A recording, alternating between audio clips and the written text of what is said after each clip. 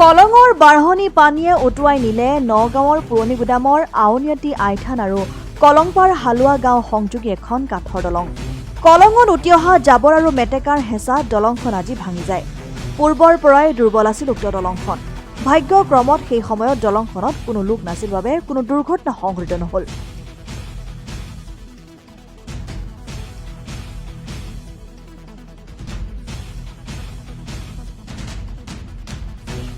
যাব নোৱাৰে। কিহৰ কাৰণে ভাঙিছে দলংখন? এই পেনাই হেঁচা মাৰি ধৰিছে, পানীটো বেছি হৈছে। হয়, পানীৰ কাৰণে। দলংখন ক'ৰ পৰা ক'লৈ সংযোগ হৈছিলে? এইখন এই ৰাষ্ট্ৰীয় ঘাইপথলৈ গৈছেগৈ। কোন জেগাত ওলাইগৈ? আমাৰ এই আউনীআটী বুলি কয় আৰু। হয়, তালৈ গৈছে। এইখন বহুত পুৰণা দলং আছিল। পুৰণা আমি ক'বই নোৱাৰোঁ, আমাৰ মনত নপৰে এইবিলাক। আগতেই বহুত বছৰৰ আগৰ। এতিয়া তাৰমানে দলংখন আমাৰ বিশেষ দৰকাৰ। ল'ৰা ছোৱালীৰ কাৰণেও লাগে, ডাঙৰ মানুহখিনিও বহি পিনে ঘূৰি যাব লাগে। প্ৰত্যেকৰেতো গাড়ী নাই, বহুত অসুবিধা। সেইকাৰণে তাৰমানে দলংখন হ'লে ভাল হয় আৰু।